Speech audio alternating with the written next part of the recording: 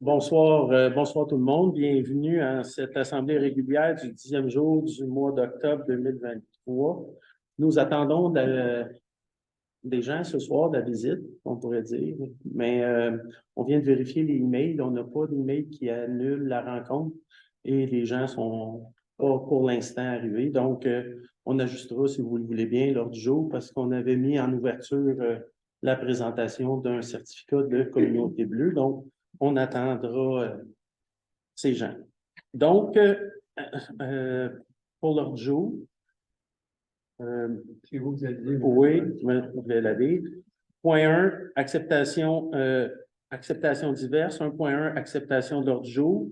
1.2, certificat communauté bleue. 1.3, procès verbal, séance du 12 septembre 2023. La liste des comptes en 1.4. 2.0, correspondance. 2.1, liste de correspondance reçue. 3.0, questions de l'Assemblée, retour sur les questions de la dernière Assemblée. 3.2, période de questions des citoyens. Au point 4, les rapports. 4.1, le rapport des élus. 4.2, le rapport du CCL 15 août 2023. 4.3, rapport du CCE 20 septembre 2023. 5.0, la réglementation. 5.1, règlement numéro 5 2023, règlement modifiant le règlement numéro 2 2016, la taxe 911. En point 6, question particulière. 6.1, décompte progressif numéro 2, travaux d'Aqueduc 2023. 6.2, entente avec la Sûreté du Québec. Filtrage des personnes appelées à œuvrer auprès des personnes vulnérables. 6.3, programme d'aide financière. Formation des pompiers. 6.4, demande de subvention, réfection d'un ponceau au 301 rang des 30. 6.5, le budget 2024 de la régie de l'OIBR. 6.6, soumission, éclairage du terrain de soccer. 7.0, état des résultats. 7.1, conciliation bancaire au 30 septembre. 7.2, rapport budgétaire au 30 septembre. 7.3, balance de vérification au 30 septembre 2023. Point 8.8, question de l'Assemblée. 8.1, m'excuse, période de questions des citoyens. Point 9, ajournement ou levée de la séance. 9.1, levée de la séance. propose l'acceptation. Proposé par M. Derry, appuyé par M. Roland. Comme je faisais mention, quand les gens de la communauté bleue arriveront, on déplacera le point à ce moment-là. Donc, point 1.3, procès verbal de la séance du 12 septembre 2023. Est-ce que c'est conforme? OK. Monsieur Forget, Monsieur Roland. La liste des comptes, c'est un dépôt? Non. Ça prend un proposeur. Oui, ça prend un proposeur. Je propose. Monsieur Derry. Madame Racine.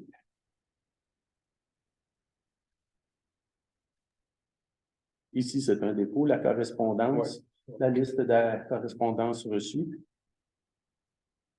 Point 3, retour sur les questions de la dernière Assemblée. Les questions avaient toutes été répondues. 3.2, période de questions des citoyens. La parole est à vous. Ça concerne le salaire des pompiers. Quel numéro, monsieur? Je m'excuse, est-ce que vous pourriez, parce qu'on est enregistré, vous nommer? Oui. Richard Salet, 261A, PTRA, Saint-Marc-de-Richelieu. Ça concerne le salaire des pompiers numéro 44. Pour un mois, 6 000 piastres. Oui, bien, il y a des pratiques, il y a des appels, puis il y a de la formation aussi. Là, je n'ai pas le détail, là, mais je pourrais vous le fournir là, plus détaillé. Mais c'est pour le mois, oui. Peux-tu faire un commentaire? quand on appelle, les premiers répondaient. Ça rentre là-dedans aussi, là. Moi, dans le conseil, là, j'ai eu affaire à appeler l'ambulance. Une fois, ma mère a tombé dans la rue, puis les voisins ont appelé l'ambulance.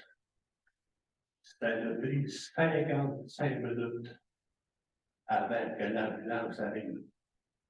Jamais les premiers répondants sont venus.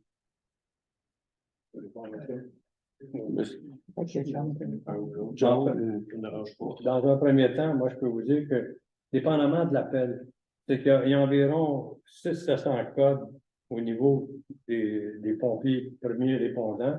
Et à ce moment-là, quand le répartiteur envoie l'appel, mais dépendamment de ce que la personne a demandé au 911, quel est le problème?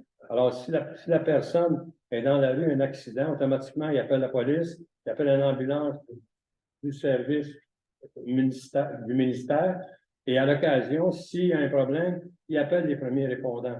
Alors, dans votre cas, je suis persuadé qu'on pourrait vérifier, si vous m'avez à date, on pourrait vérifier effectivement si les premiers répondants ont été appelés. S'ils n'ont pas été appelés, ils n'étaient pas là. En principe, c'est dans ce sens-là. M. Bradley peut rajouter d'autres choses. Ouais. La façon dont ça se fait, tout ça fait automatique. En fait, même la personne, on va l'appeler un dispatcher, j'essaie de trouver le mot en français. Répartiteur. Qui va prendre, le répartiteur qui va prendre l'appel. En fait, c'est même pas elle, ça décide si elle envoie les premiers répondants ou pas. L'ordinateur, elle a ses questions à poser. Et au fur et à mesure qu'elle va cocher, selon vos réponses, je ne sais pas n'importe quoi, là, mettons, la première question, est-ce que la personne est consciente? Là, ça va être non. Oui, non. Il faut qu'elle coche des oui ou des non. Au fur et à mesure, c'est sûr que l'ambulance est appelée en automatique. Et en fait, nous, on est appelé réellement si les coches s'en vont vers oui, ça se déclenche automatique pour nous. Alors, c'est réellement selon les réponses, selon les questions qu'elle pose. Et les questions que vous allez, les réponses que vous allez donner, en fait, qui va faire si nous, on est déclenché ou pas. Nous, on commence à être déclenché réellement s'il y a un arrêt cardiaque, arrêt respiratoire, trauma, quelqu'un qui serait tombé, accident de voiture, accident avec vélocité. Alors, nous, mettons une femme enceinte, on ne l'est pas. Allergie sévère, on est déplacé. Alors, il y a certains cas où est-ce que on va être déplacé. Souvent, on va arriver à une hémorragie, on est déplacé aussi. Mais si la personne est consciente, la personne respire bien, la personne a peut-être une chute. Normalement, une chute, ça peut tomber dans le trauma, mais encore là, ça va dépendre des questions qu'elle va poser. Mais c'est pas automatique qu'on est appelé en même temps que l'ambulance. Cette fois-là, quand elle est tombée, là, c'est cassé, parce que depuis qu'ils ont fait l'aqueduc, le chemin, là, c'est dégueulasse. Ils ont battu, là, un mois à peu près, là. Puis ils ont arrêté là, le batchage à 1 mètre, là, il y a un beau trou en bas. Ça passe, Jean-Luc passe, ils vont passer de toute façon. Et une autre fois, on a appelé l'ambulance 911. On a eu une ambulance de Solène. Oui, ça arrive quand même assez vite. Mon voisin, en arrière, il s'arrache en haut. Sa maison brûlée. Il dit, Richard, il dit, ça a pris 42 minutes quand on a été pompiers. Il dit, Richard, il dit, si ça brûle chez vous, là, il dit, sors ta mère, ta femme, puis tes chiens. Puis il dit, regarde la brûlée. Il y a une autre maison à la sortie du village, c'est Eric qui est en train de la monter. Les pompiers ont été, ils ont arrosé, sont revenus à la caserne, Ils ont brûlé le 11, ils ont lavé dans l'après-midi, le feu s'est déclaré. Ils ont appelé l'appel Gaétan Hanna, Gaétan Yété, Indiman, ça a coûté 1800 piastres. Les pompiers.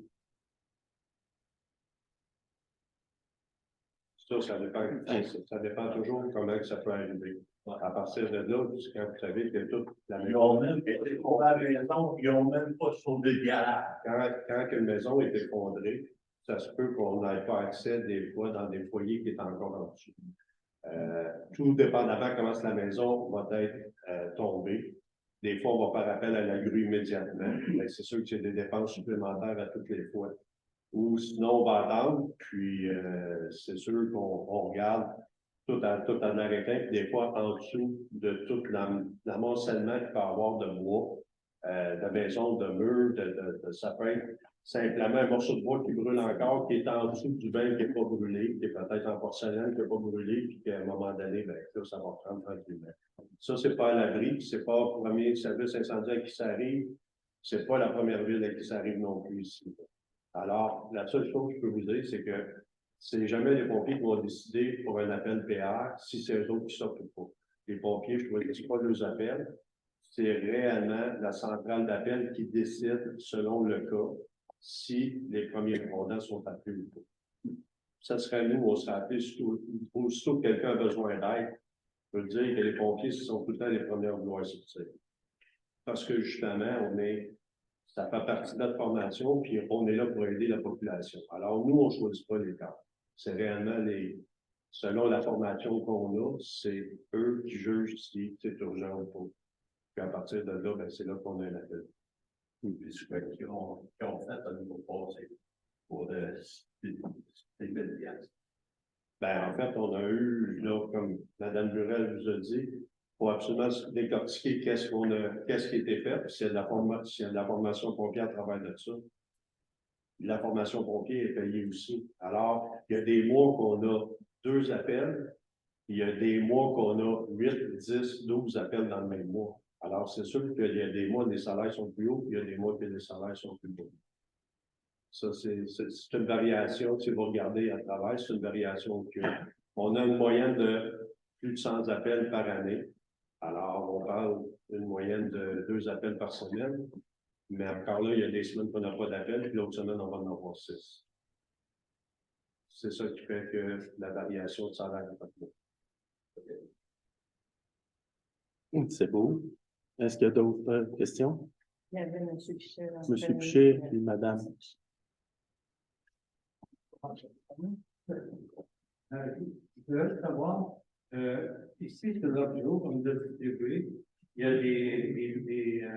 des systèmes qui sont soulignés, sont enlevés, soulignés. Ça veut dire que si on va sur le site Internet de la municipalité, on clique sur ça, on peut avoir toute l'information qu'il y a là. Non, Non. c'est pour les élus qui aient accès à des documents. Ah, parce que vous le faites pour le courrier, ce qui est très intéressant. Oui, mais c'est parce qu'il y a des documents, des fois, qui ne sont pas disponibles pour les citoyens. Merci. Je suis très attentivement. Madame? Les documents d'ambulance. J'aimerais savoir, en fin de semaine, il y a eu Hydro-Québec qui est venu sur la ville et qui ont fait une taille, qui ont coupé des arbres et des arbustes près de la rivière, c'est-à-dire en bordure de la rivière. Et puis, je sais qu'ils font ça fréquemment, mais de cette ampleur, c'est la première fois, selon certains résidents qui habitent tout à côté. Alors, moi, j'aimerais savoir, en tant que citoyenne, est-ce que la municipalité peut avoir plus d'informations là-dessus et porter des recommandations à Hydro-Québec, parce que c'était apparemment qu'il y avait même de Martin Pêcheur qui habitait dans cet habitat, dans ces arbustes-là, dans l'arbre qui avait été vu. Et là, dans l'état qui ont laissé ça en fin de semaine, c'est pitoyable. Et puis, je me demande si la municipalité peut faire quelque chose. Ben, tantôt, on l'a constaté, là. Moi aussi, je l'ai vu, là. D'ailleurs, c'est pas seulement que les terrains d'Hydro-Québec, mais Hydro-Québec, Non, en fait, non, mais c'est un sous-traitant d'Hydro-Québec. Non, c'est pas Ouais. Oui, mais c'est ça, c'est ça, samedi et dimanche, on Ça a un long congé. n'empêche pas le fait que les arbres sont coupés à ras du sol. Il n'y a rien qui a été ramassé. Puis il y a les arbustes aussi, parce qu'il y avait des arbustes fruitiers ici. On peut le constater. Là, j'ai pris Ah, quelques- je sais très bien ce que vous voulez dire. On en a un peu discuté tantôt avant l'Assemblée. Puis je pense que ça, on voulait communiquer avec Hydro-Québec s'il n'y avait pas un plan de reboisement, restructuration au minimalement là, pour stabiliser les berges, plantations d'arbustes. En fait, c'est pas la première fois qu'ils font ce genre de geste. Puis, c'est pas la première fois qu'ils font ce genre de geste sur en fait, la servitude. En fait, c'est En dessous. sans raison, en tout cas. Bref, si on peut savoir ce qu'il y en a, puis de porter des recommandations. Cet été, on a enlevé toutes également les branches dans en dessous des pylônes. Là. Ils ont tout coupé les arbustes, les branches, ils ont tout élagué la ligne. Ils restent en bordure de rivière. Ils ont fait ça ce week-end du côté de Saint-Marc. Du côté de Saint-Charles, c'est pas encore fait. Avec ce qui se passe présentement, on sait pour les changements climatiques et tout ça, et surtout pour les berges, l'érosion, tout ça, je pense qu'il y a Moi, j'entends, je comprends ce que vous dites. On va déjà communiquer avec la personne, la municipalité, notre personne ressource chez Hydro-Québec, c'est à travers laquelle on peut poser ce genre de questions. En fait, j'ai communiqué avec Barbara aussi, j'ai envoyé un mot là-dessus pour voir qu'est-ce qui peut être fait, puis elle a décidé de voir peut-être un geste, ce sera moins facile, en tout cas, penser à la portée des gestes. On peut comprendre pourquoi les arbres ont été coupés, parce que ça pousse en hauteur. Les arbustes, c'est plus Oui, difficile. mais attention, oui, il y a une distance à respecter. Puis, si tu regardes l'autre côté de la rivière, la distance n'est pas respectée. Peut-être qu'ils s'en vont vers là, possiblement. Mais n'empêche que ça a toujours été, c'était entretenu. Il y a une distance à respecter, mais là, c'est vraiment exagéré, donc complètement. Puis, je crois qu'il y a une hauteur des souffles lorsque c'est sur les berges, il y a une hauteur à respecter. Ça peut être fait aussi. C'est totalement. On appelle ça probablement la coupablement. Je ne sais pas si c'est ça probablement, c'est la désolation. C'est notre. Merci. C'est beau. Donc, au point 4, le rapport des élus. Monsieur Roland? Le 20 septembre, il y a eu une présentation au conseil. En Lucie Sauvé, du tableau des exemples des plans d'action avec la collaboration des élèves locaux. 4 membres du CCE étaient présents. Le 21 septembre, j'avais le projet d'immortaliser le nom de Jacques Hébert pour tout l'apport qu'il avait apporté si généreusement au Saint-Marcois. Devant le refus des citoyens de changer le nom de la ville des quais, du quai, c'est-à-dire, ils cherchaient un lieu approprié pour tenir la promesse. Les quais du village m'ont été suggérés. Donc, le 21 septembre, la Commission de toponymie du Québec a officialisé ma demande sous l'appellation de quai Jacques Hébert. C'est à suivre.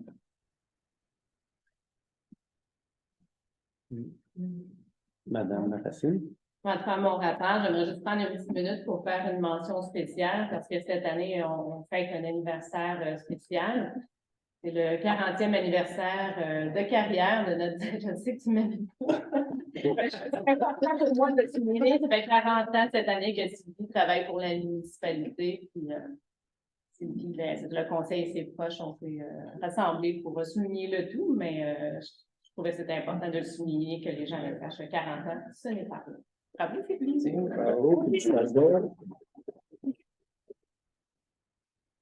Si je peux ajouter un petit commentaire à l'occasion, plus souvent qu'à l'occasion, j'ai affaire, de par mon travail, à aller dans d'autres édifices municipaux. On peut se considérer chanceux parce que c'est un peu le bureau de Sylvie ici et des citoyens, j'en conviens, mais c'est Sylvie qui tient maison. On va dans d'autres édifices municipaux où le citoyen n'a pas accès à rien, la porte est barrée, il y a des portes vitrées, on attend dans les corridors, je pourrais donner des exemples, mais je ne le ferai pas, là. Mais je pense que de l'ouverture sur les citoyens, comme le bureau chez nous, je pense que même si des fois ça ne va pas comme on veut, au moins soyez assurés qu'on a l'accès. Qu'on a l'accès puis que c'est remarquable. C'est ce que je voulais ajouter. Bravo, bravo. Bien, vraiment un travail de qualité. Patrice. Dans un auteur d'idées au niveau loisirs, quelques petits messages. L'Halloween s'en vient, donc il y aura des festivités pour nos enfants, les plus grands aussi. Mais entre autres, avec la collaboration de certains agriculteurs de la région, on va avoir accès à un labyrinthe dans les champs de maïs. Donc, c'est de suivre les publicités. On va vous donner quelques informations à venir là-dessus. Ça devrait être une activité très intéressante.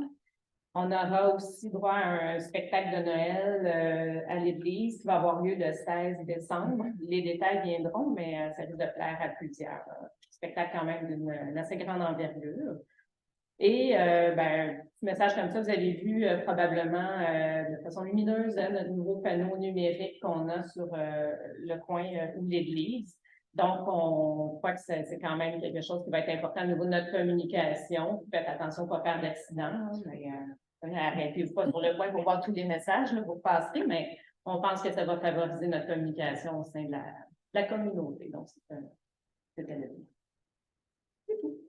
Merci. Vas-y, M. Desgris. Moi, après ça, je vais parler de 2 points en particulier. Un, je vais vous montrer le portrait d'une jolie policière, qui est le rapport annuel de mars 2022 à avril 2023.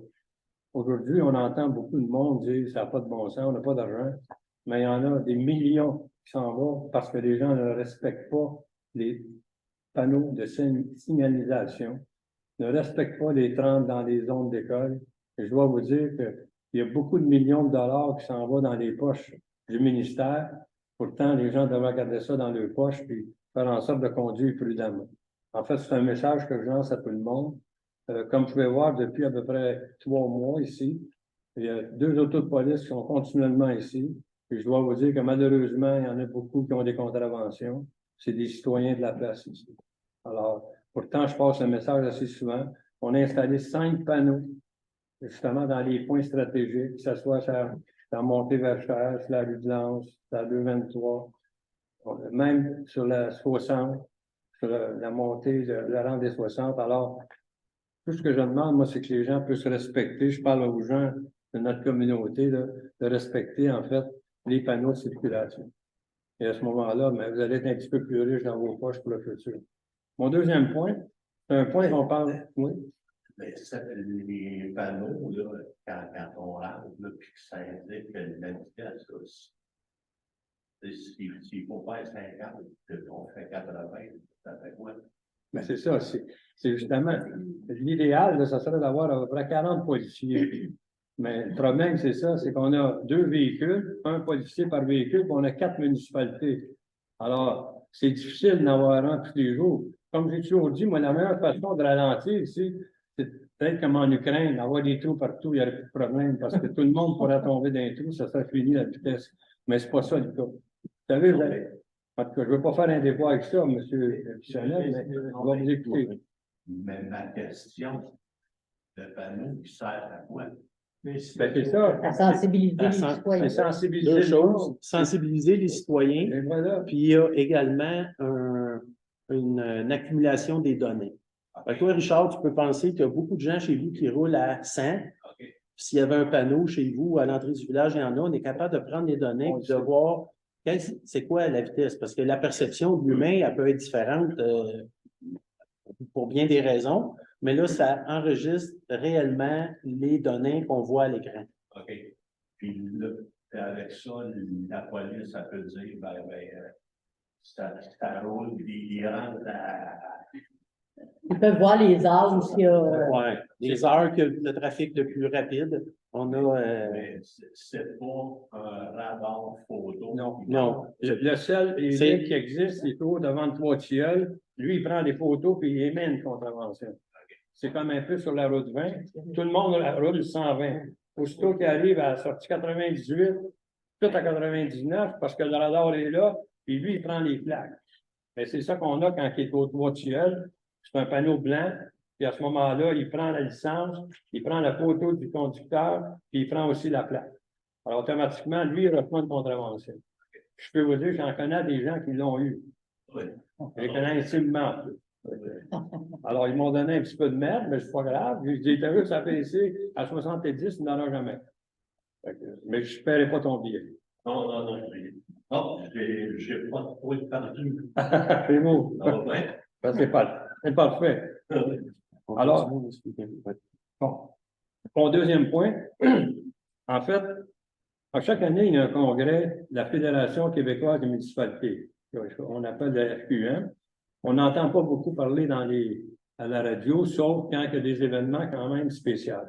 Mais pourtant, cette année, on était le 81e congrès des municipalités et moi, j'ai eu la chance de côtoyer le maire et la directrice générale à venir justement au congrès. Et à ce congrès-là, en fait, il y a 2000 personnes. C'est-à-dire qu'il y a environ 1100 municipalités au Québec avec 2 personnes ou 3 personnes par municipalité. Alors, on était au-delà de 2000 cette année. Et je dois vous dire que vous allez être content des résolutions qui sont prises là, parce que j'en ai fait une nomenclature. Il y a eu plusieurs ateliers, environ 40 ateliers qui sont faits avec des spécialistes dans toutes les matières comme telles. Et il y a eu 7 résolutions qui ont été adoptées émanant des ateliers politiques que je vous cite. Concernant le premier point, les changements climatiques. N'oubliez pas, ces résolutions-là ont été prises pour les 1100 municipalités du Québec. Alors, ce n'est pas juste la municipalité de Saint-Marc, c'est toutes les municipalités du Québec comme telles. Le deuxième point, c'était au niveau des mesures d'urgence à adopter justement au niveau des ambulances, parce que c'est un problème majeur, pas seulement qu'ici, dans les régions, parce qu'à ce moment-là, c'est des compagnies privées, tandis qu'ici, c'est au niveau du ministère. Sauf que le problème est là, c'est qu'il manque quand même de main-d'œuvre, comme on peut voir partout présentement. Le mot « nous embauchons », là, on le voit partout aujourd'hui, mais c'est le même domaine au niveau médical aussi. Le troisième point, c'est le secteur forestier au niveau de la coupe à blanc. Justement, c'est un autre problème qui est emmené au niveau du bas du fleuve. Alors, c'était une discussion qui a été longue et décisive. Et à ce moment-là, après ça, c'est la crise du logement, comme quoi qu'il y a des problèmes de logement, on entend ça tous les soirs au niveau de la télévision. Il y a aussi les aires protégées, les aires mouillées, si on peut appeler ainsi, l'humide, les milieux humides, ça c'est une autre résolution qui a été prise, l'éthique et la réduction des comptes. En fait, tout ça pour vous dire que ces résolutions-là ont été faites unanimement au niveau de l'ensemble du Québec. Et de là, ben là, il va y avoir des résultats qui vont se faire concrètement. Alors, on espère que pour le futur, on s'améliore en conséquence pour baisser notre carbone un peu. Alors, c'est un peu ce que je voulais vous dire ce soir. Merci beaucoup. Merci, M. Derry. Alors, si vous permettez, messieurs, nous avons des gens d'arrivée. On pourrait se présenter, peut-être dans un premier temps. D'abord, moi, je suis Alain Lavallée, père, depuis peu. Et allons-y, on a Réal Derry.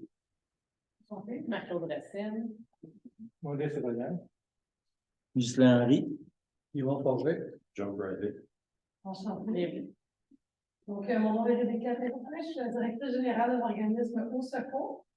Je suis accompagnée de Gabrielle Roy-Grégoire, qui est chargée de projet pour le projet Communauté Bleue. Est-ce que vous voulez que je vous explique un petit peu tout de suite? oui, allez-y.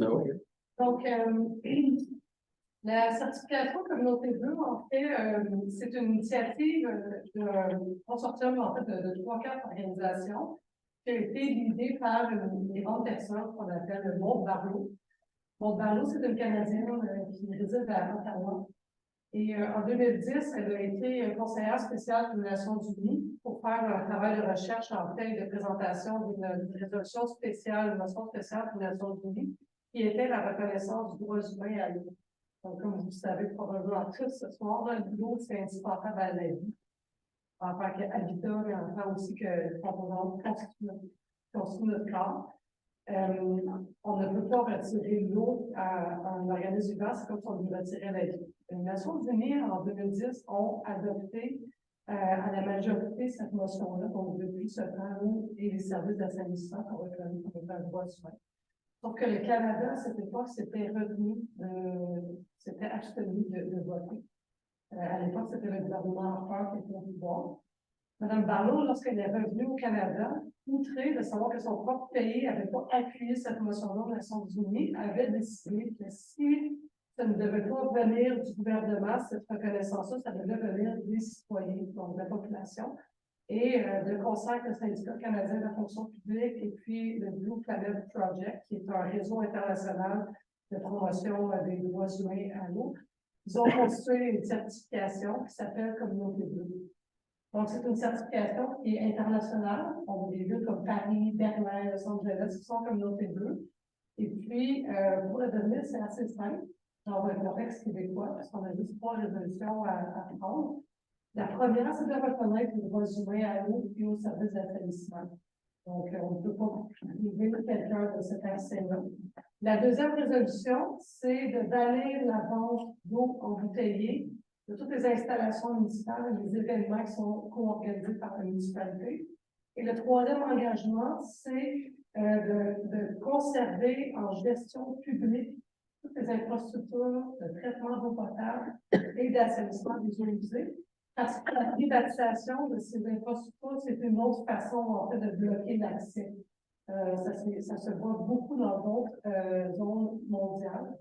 Donc, c'est vraiment pour stopper la commercialisation, la privatisation de la ressource en eau que cette certification-là a été lancée là, il y a plus de 10 ans. Pour les municipalités au Québec, ça paraît quand même assez facile à obtenir parce qu'on a de facto un territoire qui protège cet actif-là. La Ville de Paris a lutté pendant près de 8 ans pour mettre à la porte plus de 100 ans de services privés d'eau avant d'obtenir sa certification Communauté bleue. Donc, il y a certaines villes qui vont travailler beaucoup plus fort que d'autres, mais c'est un gage de protection de ce droit-là pour les futurs. Donc, ce que vous avez fait, 5 mars, en prenant cette décision-là, c'est que vous garantissez à vos citoyens dans le futur que peu importe qui prendra vos sièges, il n'y aura pas de privatisation des services d'eau, il n'y aura pas de commercialisation de la ressource non plus, et l'accès public à l'eau va toujours demeurer. Donc, en ce sens, on est venu vous remercier aujourd'hui de l'engagement que vous avez pris, de vous féliciter. Je pense que je peux dire au nom de tous les citoyens qui sont présents parce que c'est vraiment une belle marque de reconnaissance que vous avez vis-à-vis d'eux. Donc, on prépare un petit certificat en fait pour l'occasion. Je reconnais qu'en ce 10 octobre 2023, la date est bonne, 5 Max sur Richelieu reçoit sa certification Communauté bleue, rejoint les rangs. On en est à la 41e, je pense, au Québec, et on a près de 100 communautés bleues au monde. Donc, Montréal et pourquoi on a ça? Parce qu'on a appris la politique de l'eau il y a 2 mois. Non, parce que la municipalité a adopté les 3 résolutions que je vous ai mentionnées précédemment. Donc, mais ça n'a pas rapport avec la politique de l'eau qui a été adoptée il y a 2 mois ici. Là. Non, ces 2 documents qui sont distincts. La politique de l'eau, c'est pour avoir une meilleure gestion.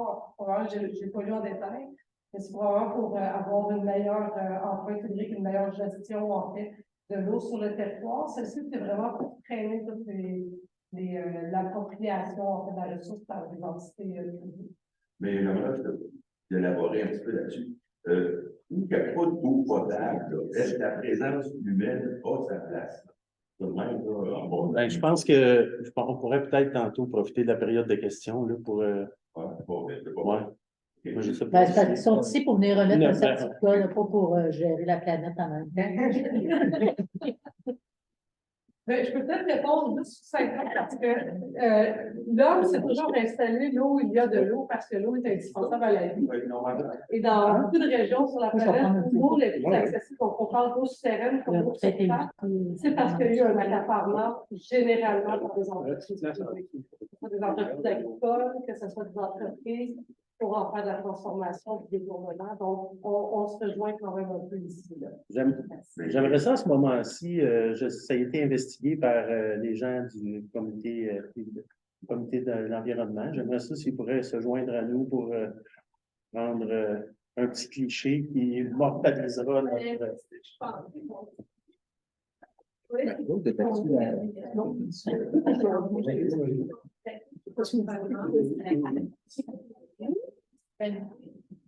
fait, comme vous avez vu, ça a été tellement la communauté. Trop rapidement, pour madame. Non.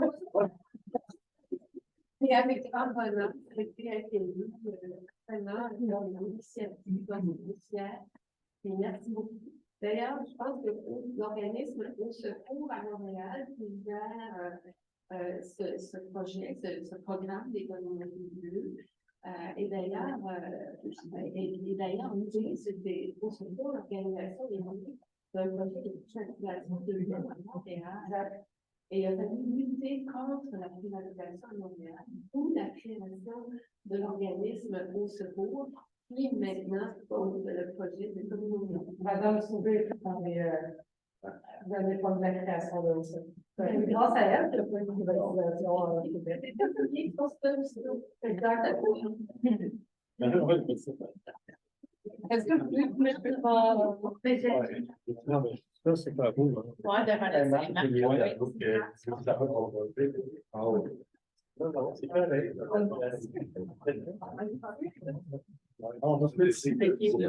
demandais s'il y avait une marche. Oh.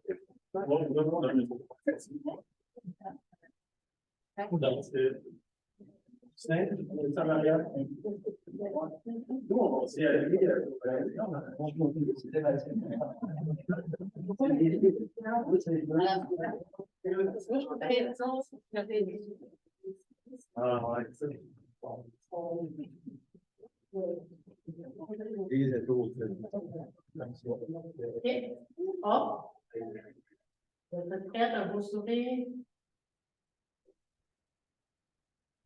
Avec le chandail blanc, ils vont pas très bien.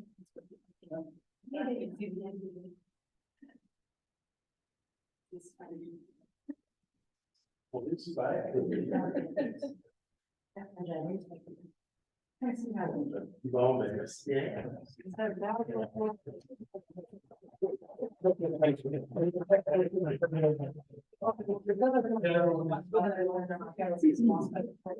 Moi, je suis fier que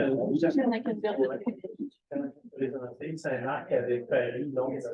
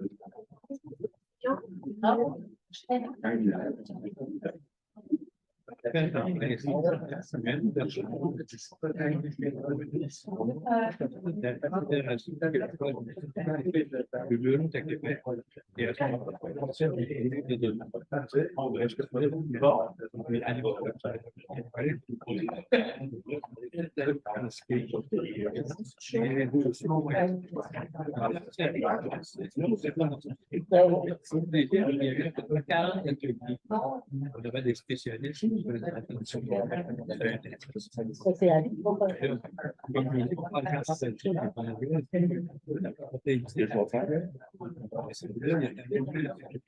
Je m'excuse, on pourrait continuer l'assemblée. On va essayer de regarder ça.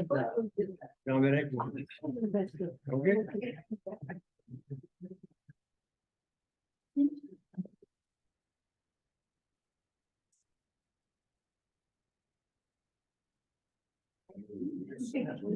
Bonne journée. Merci.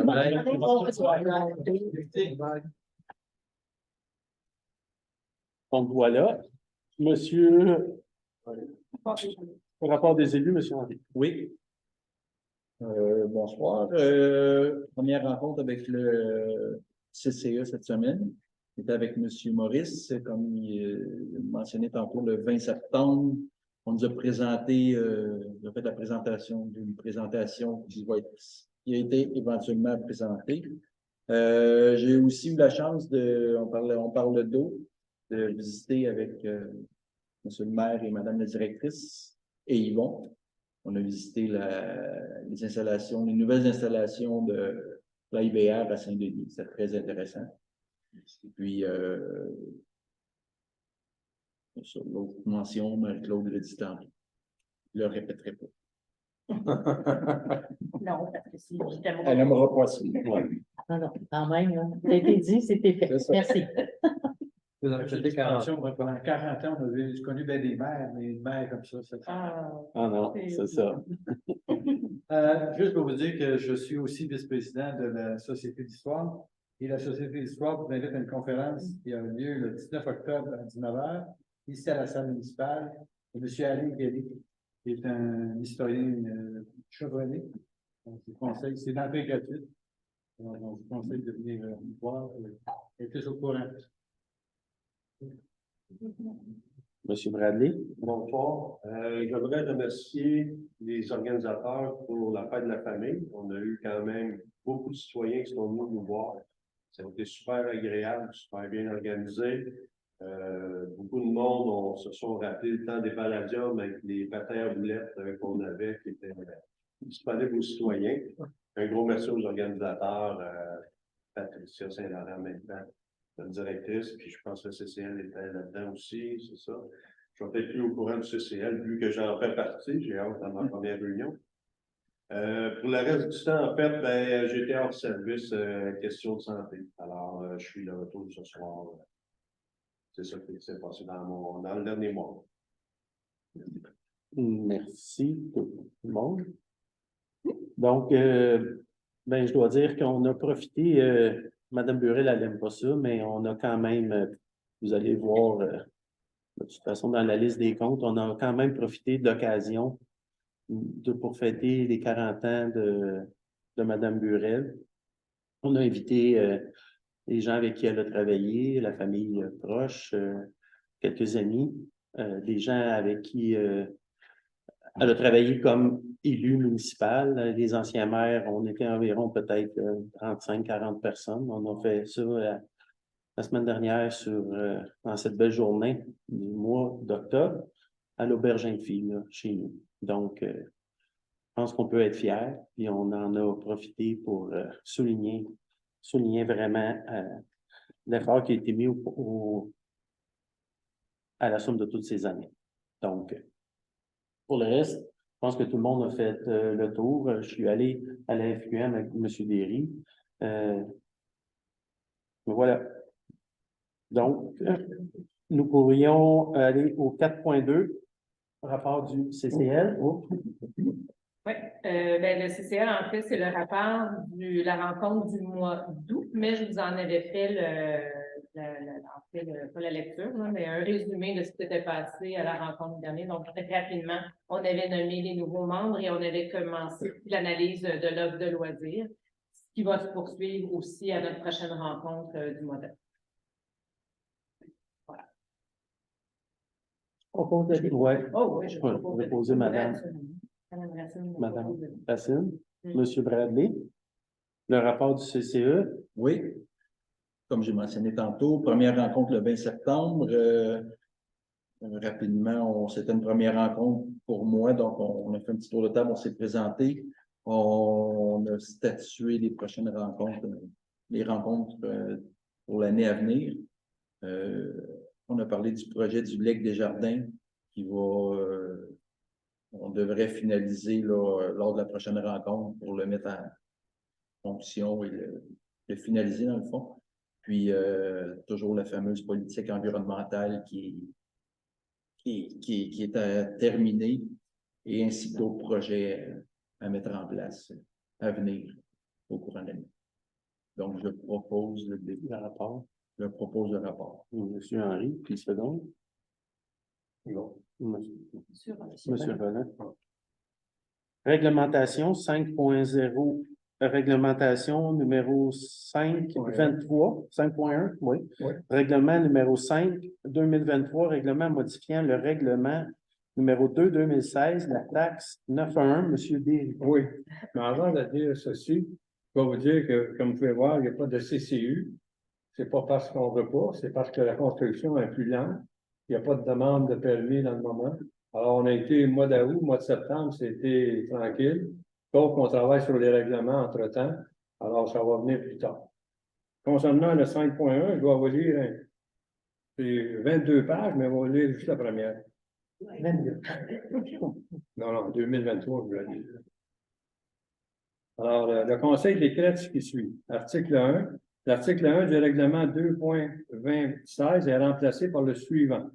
À compter du 1er janvier 2024, est imposée sur la fourniture d'un service téléphonique une taxe dont le montant est, pour chaque service téléphonique, de 52 sous par mois par numéro de téléphone ou, dans le cas d'un service multiligne, autre qu'un service sans texte, par ligne accès de départ.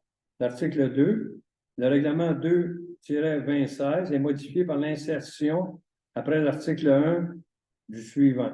Le montant de la taxe est indexé au 1er janvier de chaque année à compter de 2025, selon le taux correspondant à la variation annuelle de l'indice moyen d'ensemble pour le Québec. Des prix à la consommation, sans les boissons alcoolisées, les produits de tabac, les articles pour fumeurs et le cannabis récréatif pour la période de 12 mois qui se termine le 30 juin de l'année qui précède celle pour laquelle le montant de la taxe doit être indexé. Pas facile, hein? Le résultat de cette indexation correspond au montant publié par le ministère des Affaires municipales, des régions et de l'occupation du territoire dans la partie 1 de la Gazette officielle du Québec, conformément à l'article 2.1 du règlement encadrant la taxe municipale pour le 911. L'article 3, et c'est le dernier paragraphe, le présent règlement entre en vigueur à la date de la publication d'un avis à cet effet que le ministre des Affaires municipales, des régions et de l'occupation du territoire fait publier à la Gazette officielle du Québec. Alors, il n'y a pas de proposition dans ça, Madame la directrice. Non, c'est l'homologation. Effectivement. Mais vous la proposez. Moi, je vais la proposer, effectivement. Il seconde. Juste un second. Si c'est une motion, ça ne prend pas un second. C'est pas une motion, hein? Non, parce que c'est le seul règlement qui peut être adopté sans avis de motion et projet de loi. D'accord. Vu que ça vient du ministère des Affaires municipales, ils ont une exception à la règle. D'accord. Alors, c'est conforme. Alors, Monsieur le maire. Point 6, question particulière, décompte progressif des travaux d'Aqueduc. Monsieur Henry. Oui.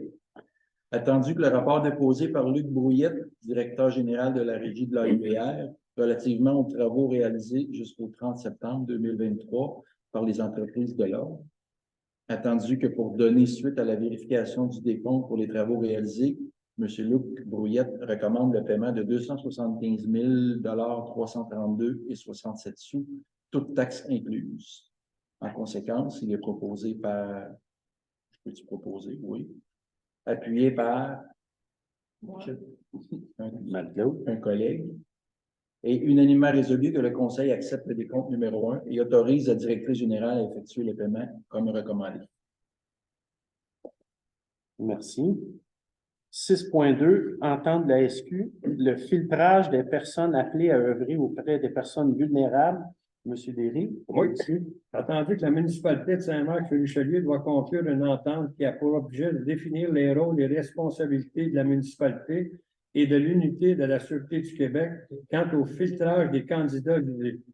En conséquence, il est proposé par Réal Derry, appuyé par un collègue, unanimement résolu que Mme Sylvie Burel, directrice générale, est dûment désignée pour représenter la municipalité de Saint-Marc-sur-Richelieu pour procéder aux demandes de vérification des antécédents des personnes appelées à œuvrer auprès des personnes vulnérables. Après un secondaire. Un secondaire, Monsieur Roland.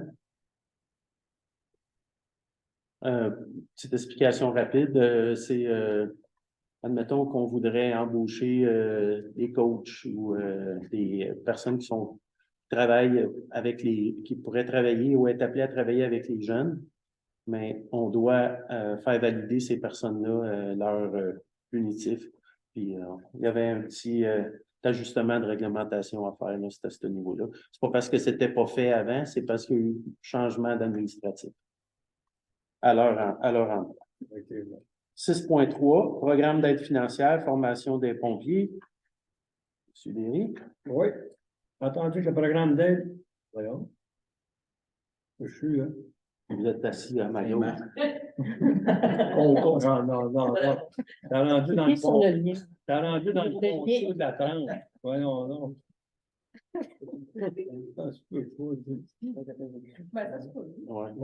Monsieur Pichet, les liens que vous voyez, là, c'est pour nous, c'est, à place d'avoir des papiers, là, c'est des projets de résolution qui sont en lien avec les Hey, il m'en manque un. On vous l'écrit, là. Un instant.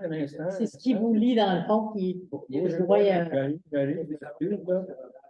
M'excuse sur le temps. Le programme d'aide financière pour la formation des pompiers. C'est ça. Résolution 2023. Attendu que le règlement sur les conditions pour exercer au sein d'un service de sécurité incendie municipal prévoit les exigences de formation pour les pompiers des services de sécurité incendie afin d'assurer une qualification professionnelle minimale. Attendu que ce règlement s'inscrit dans une volonté de garantir aux municipalités la formation d'équipes de pompiers possédant les compétences et les habilités nécessaires pour intervenir efficacement en situation d'urgence. Attendu qu'en décembre 2014, le gouvernement du Québec a établi le programme d'aide financière pour la formation des pompiers volontaires ou à temps partiel et qui a été conduit en 2019. Attendu que ce programme a pour objectif principal d'apporter aux organisations municipales une aide financière leur permettant de disposer d'un nombre suffisant de pompiers qualifiés pour agir efficacement et de matière sécuritaire en situation d'urgence. Entendu que ce programme vise également à favoriser l'acquisition des compétences et des habiletés requises par les pompiers volontaires ou à temps partiel qui existent au sein des services de sécurité incendie municipaux. Attendu que la municipalité de Saint-Marc, sur Richelieu, désire bénéficier de l'aide financière offerte par ce programme. Attendu que la municipalité de Saint-Marc, sur Richelieu, prévoit la formation de 4 pompiers pour le programme Pompier 1 et de 8 pompiers pour la désincarcération au cours de la prochaine année pour répondre efficacement et de manière sécuritaire à des situations d'urgence sur son territoire. Attendu que la municipalité doit transmettre sa demande au ministère de la Sécurité publique par l'intermédiaire de la MRC de la vallée du Richelieu en conformité avec l'article 6 du programme. En conséquence, il est proposé par Réal Derry et appuyé par un collègue et unanimement résolu de présenter une demande d'aide financière pour la formation de ces pompiers dans le cadre du programme d'aide financière pour la formation des pompiers volontaires ou à temps partiel au ministère de la Sécurité publique et de transmettre cette demande à la MRC de la vallée du Richelieu. Un secondaire. Un secondaire. Madame Racine. 6.4, demande de subvention, réflexion. Combien d'argent vous allez avoir pour les demandes? Ah, bien sûr, la demande va être faite. Là, je n'ai pas les détails exactement. Ça dépend de l'enveloppe. C'est ça. C'est au niveau de toute la régie, de toute la MRC. Ça va selon les formations. Ok, je pensais qu'il y avait On n'a pas le montant exact. Vous allez savoir plus tard. Vous allez savoir. Oui. Demande de subvention, réflexion, au point 6.4, demande de subvention, réfection d'un ponceau au 301 rang des 30. John? Attendu que le programme d'aide à la voirie locale, le PAVL, vise à assister les municipalités dans la planification, l'amélioration et le maintien des infrastructures des réseaux routiers locaux et municipaux dont elles sont la responsabilité.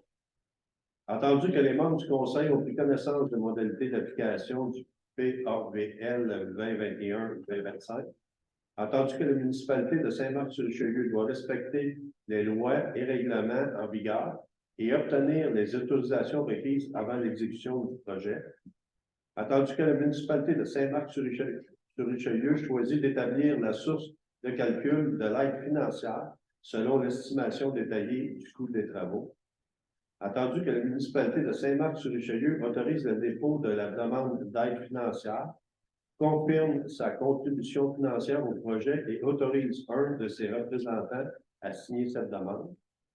En conséquence, je propose et est appuyé par et unanimement résolu et adopté que le Conseil de Saint-Marc-sur-Richelieu autorise la présentation d'une demande d'aide financière, confirme son engagement à respecter les modalités d'application en vigueur, reconnaissant qu'en cas de non-respect de celle-ci, l'aide financière sera résiliée et certifie que Mme Sylvie Burel, directrice générale et greffière trésorière, est dûment autorisée à signer tout document ou entente à cet effet avec le ministère du Transport et de la Mobilité durable. Monsieur Derry, second. Monsieur Derry? Oui. 6.5, budget 2024, régie de l'AIBR, Monsieur Henry. Oui, on dépose le budget de la IBR. La quote-part pour 2024 pour Saint-Marc sera de 289 932. 289 932 et 22 sous. Parce que j'ai pas mis la résolution, mais pas adopter Pas adopté par résolution le Ouais. budget. Donc, je propose l'adoption du budget de la IBR. Un secondaire. Monsieur Bradley.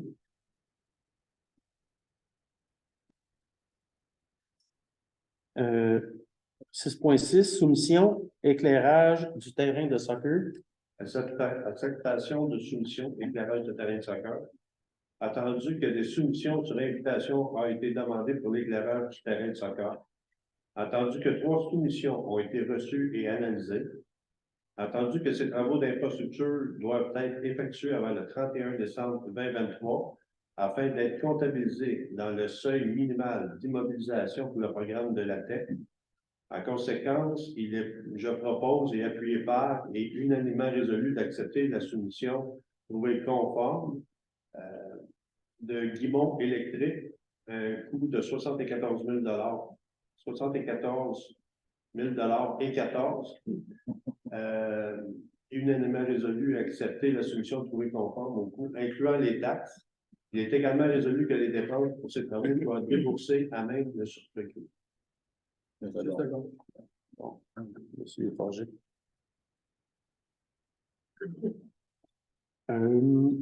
Point 7. L'état des résultats. Ce mois-ci, ça prendrait des résolutions parce que c'est la fin d'un trimestre. Donc, en 7.1, on a la conciliation bancaire au 30, c'est une résolution pour les trois. Ouais. En 7.2, le rapport budgétaire au 30 septembre 2023. En 7.3, la balance de vérification au 30 septembre 2023. Monsieur Roland, Monsieur Derry. Monsieur Derry, Monsieur Roland. Nous serions rendus au point 8.0, période de questions des citoyens.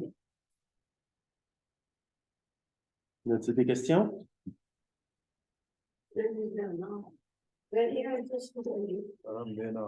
Moi, là, ce qui m'inquiète, c'est le filtrage des personnes appelées à ouvrir auprès des personnes vulnérables. Où est-ce qu'on va y trouver les personnes vulnérables? C'est parce qu'on est tous chacun chez nous.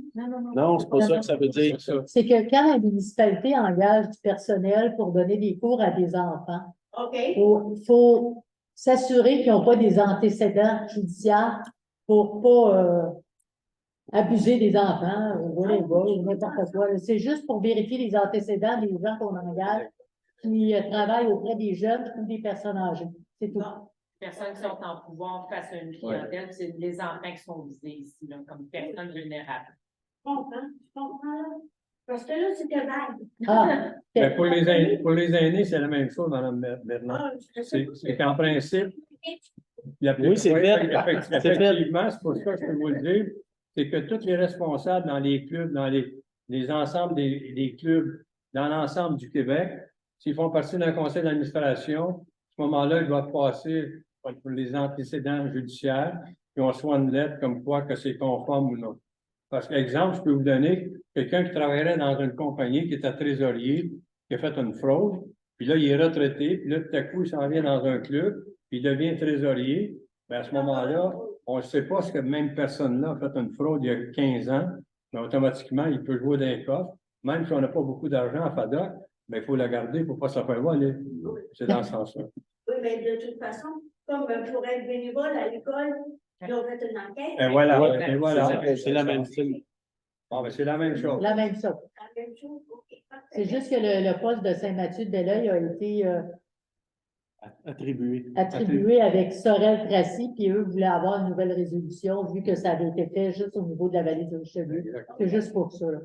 C'est administratif. À toutes les organisations où il y a de l'argent en cause.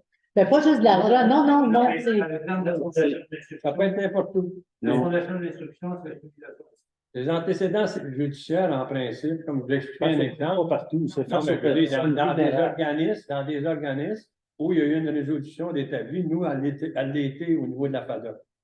Puis nous, on va le faire s'il y a une personne qui s'occupe de, mettons, 5 jeunes. Mais s'il y a toujours 2 adultes avec les 5 jeunes, on le fera pas. Faut le faire quand c'est une personne adulte avec des enfants seuls. Je comprends, mais vu qu'on parle de fraude financière possible, ça concerne la fondation d'instruction, par exemple. Non, Les personnes pas dans, vulnérables. pas dans ce cas-là, parce que c'est pas une personne vulnérable au sens de la réglementation. Ou d'autres questions? Oui. Pour venir à la politique de l'eau, tantôt, je disais que tu n'avais pas posé la question. Mais c'est pas la politique de l'eau, là, ça, c'est la certification. Hein. On parler de la politique de l'eau. Parce que dans la politique de l'eau que vous avez adoptée, il y a 2 mots. Là, vous parlez de la politique environnementale, elle n'est pas adoptée encore. Ouais, mais écoutez, il y a des nouveaux élus, il va peut-être falloir peut-être y penser comme il faut, parce que dans le droit à l'eau potable, quand on dit le droit à l'eau potable, là, parce que derrière ça, c'était bien plus le droit à l'eau potable. Puis le droit à l'eau potable, là, je ne suis pas sûr, moi, là, que comme ici, la majorité du territoire, il n'y en a pas d'eau potable. Mais il y a des aqueducs, par exemple, qui se promènent un peu partout. C'est pas vrai que quelqu'un qui vit dans le fond d'un lac aurait le droit à l'eau potable à travers une aqueduc. C'est pas un droit, c'est un crime payé. Ben là, ça va faire, là. Moi, j'accepte pas ça, là. Ça, c'est votre, non, c'est votre position. C'est votre position. Vous venez souvent avec ça, des crimes de fondrant. Cependant, c'est votre position, puis je pense pas que c'est respecté. C'est qui paye, là? Ben, c'est tout le monde qui paye. Non, c'était pour des intérêts particuliers de gens qui étaient beaucoup trop pauvres pour qu'ils manquent en faire. Ben, c'est votre position. On discutera pas de. J'accepte pas ça. Avez-vous une question directement? Avez-vous une question? De l'eau. Ça a un long sens d'accepter le droit à l'eau potable dans le fond de lac. Vous avez droit à votre opinion. Je vais la respecter, mais on ne va pas discuter de ça. Donc, les responsables de ça sont promenés en toute impunité dans la société, alors que ça avait été fait avec l'argent. C'est terminé. Marcel, c'est terminé. C'est votre position. Vous avez droit à vos idées. On ne va pas les respecter. Je ne pense pas qu'aujourd'hui, on est en mesure à Saint-Marc de refaire ce qui était fait en 74. Ces gens-là qui ont fait ça en 74, c'est terminé. Avez-vous une question directement sur un autre sujet? Ben, là, j'espère d'aller reviser ça. La politique de l'eau et la communauté bleue, c'est justement pour que tous les citoyens aient un accès à l'eau. Nous, l'eau n'est pas bonne, l'eau souterraine ici. Il n'y en a pas. Puis quand il y en a, elle n'est pas bonne, elle est salée. C'est pour ça qu'il y a eu il y a 21 paroisses il y a 21 paroisses qui sont desservies par l'AIBR. Il y a 20 paroisses qui sont clientes de l'AIBR supplémentaires. Je pense pas que tous ces gens-là sont imbéciles. Donc, vous, Il y a un prix pour chacun, que chacun paye chacun. ben, c'est votre Tout le monde c'est- paye tout le le monde haut. paye. Je sais pas Tout le d'où monde paye vous le prenez haut. ça. Tout le monde paye le condo, tout le monde paye les infrastructures Les d'agriculture. agriculteurs vont payer à 80% avec l'argent qui vient d'une dette fédérale, d'une dette provinciale avec des gouvernements comme qu'on a là actuellement. Ben, c'est votre- C'est du recel. Mais là, allez Non, au c'est gouvernement votre- du Québec ou au gouvernement du Canada. C'est votre opinion, je la respecte pas. Avez-vous une question qu'on pourrait, qui s'adresse directement à la municipalité ce soir ici, là? On était une, ça pour. Merci. Est-ce qu'il y a d'autres questions? Quand j'étais petit gars, dans les 60, on avait une source. On avait de l'eau. Puis même les gens des Valles, les archands dans le monde, là, il y avait une source. Il y avait ces gens-là. Puis quand ils ont passé la Catholique en 78, ben, mon père, il a dit, moi, tu regardes mon ressource. Ça a duré. Mais, Puis, dernièrement, j'ai vu un reportage à la TV. Une femme qui prenait l'eau du robinet et qui faisait un test avec un test pour la piscine, pour le chlore. Puis dans l'eau, il y a autant de chlore dans l'eau d'aqueduc que dans la piscine. ben, ça, Richard, je ne sais pas où tu prends tes informations. On a visité l'usine. On ne va pas laisser dire n'importe quoi, c'est pas vrai. Notre usine de filtration d'eau est hyper moderne. Je ne sais pas, les gens qui m'accompagnaient, c'est filtré, c'est traité, très peu de chlore utilisé à comparer avec avant. Ensuite de ça, il y a un traitement à l'ozone. L'ozone est fabriqué directement à l'usine. Il ne faut pas dire n'importe quoi. On a l'eau la plus saine et la plus pure qu'il n'y a pas dans les robinets ici, pour vivre ici. Mais ça avec quoi? Mais elle est traitée. C'est du fluor. Non, il n'y a pas de fluor là. Il n'y a pas de fluor Le là-dedans. système de filtration. Mais de toute façon, je pense que ça, c'est des informations, là. Est-ce que, Richard, tu as une question? Non, c'est ça. OK. Est-ce qu'il y a d'autres questions? Non? Merci. Donc, point 9.0, 9.1, levé de la séance. Monsieur Roland? Non, monsieur Forger. Merci. Papa, je veux pas, mais on va pas commencer à discuter du traitement de l'eau. Moi, c'est pas mes compétences. Je sais que les gens qui sont là sont suivis à la lettre. Jamais il est arrivé d'avoir des problématiques avec notre eau. Les chanceux, c'est sûr qu'au printemps, est un peu plus chloré, là, puis on le souhaite, là. On en a, beaucoup n'en ont plus. Merci, vous êtes déplacé.